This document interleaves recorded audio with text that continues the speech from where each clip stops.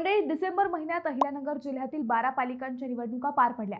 निवडणुकीत बंडखोरांना थंड करण्यासाठी पक्षांच्या नेत्यांनी बहुतांशी जणांना स्वीकृत नगरसेवक करण्याचा शब्द दिला।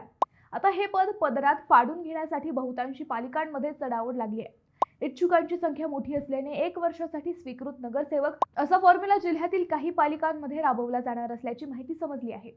येत्या आठवड्याभरात जिल्ह्यातील 12 पालिकांच्या उपनगराध्यक्षांसह विषय समिती सभापतीची निवड प्रक्रिया पार पडेल, तर दुसरीकडे थेट जनतेमधून पालिकेत पोहोचू न शकलेल्या इच्छुकांनी आता स्वीकृत नगरसेवक पदासाठी लॉबिंग सुरू केली आहे।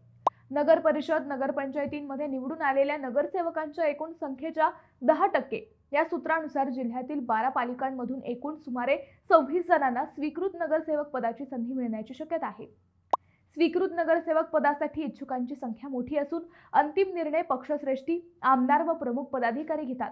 मात्र जे पराभूत झाले त्यांचे राजकीय पुनर्वसन करण्यासाठी आणि ज्यांना शब्द दिला आहे तो पूर्ण करण्यासाठी बहुतांशी पालिकांमध्ये स्वीकृत नगरसेवकासाठी 1 वर्षाचा कालावधी ठेवण्याची चर्चा आहे।